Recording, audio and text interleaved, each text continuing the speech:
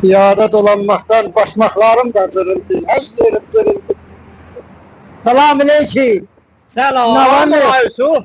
Ahval zaten. Azerbaycan'ın iftarı. Karşıyla.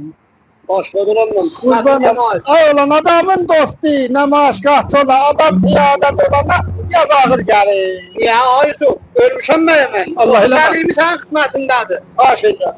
Aa bu neçə? Yusuf, bu təqdim edəcəyim xidmət və 300 minə.